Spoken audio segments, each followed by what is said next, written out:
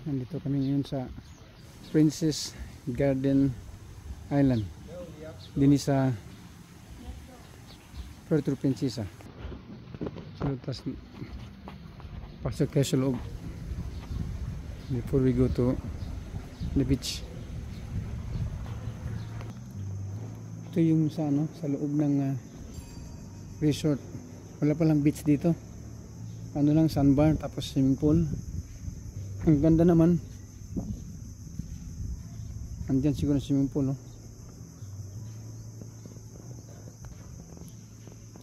So ito yung ano nila, parang gusto ka inom, kakain, mabayad ka lang.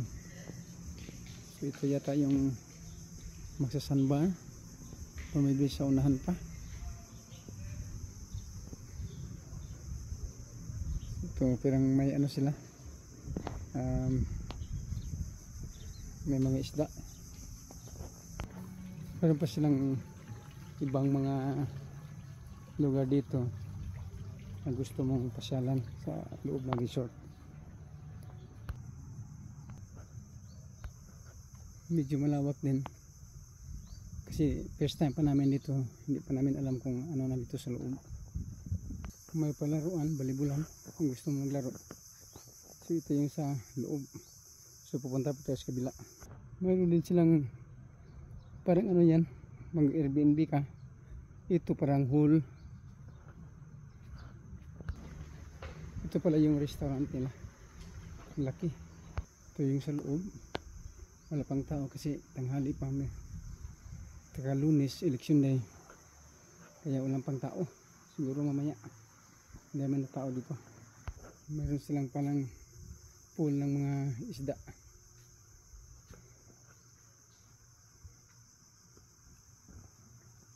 Ito ang sa labas ng restaurant.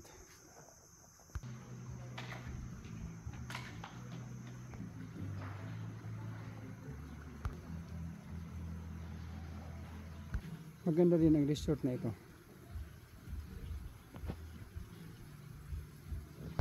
So papunta tayo sa swimming pool. Ito yung kainan, mayroon din kainan. Kung gusto mong pumasok dito at kumain bago ka maliligo. So dito yung swimming pool. Look at their pool. Yeah, this is a pool. Ito yung swimming pool nila. Medyo malawak din, no? Dalawang paliguan. Ito sa kabila at saka dito. So punta tayo sa kabila kung ano makita natin dito. Tatlo parang pool nila. Mayroon din isang maliit dito. Ganda na ng resort. Resort pero walang tagat. Swimming pool lang.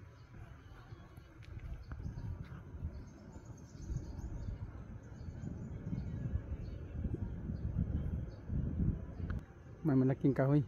Pwede ka ito para hindi ka minitan sa ilalim. Upo.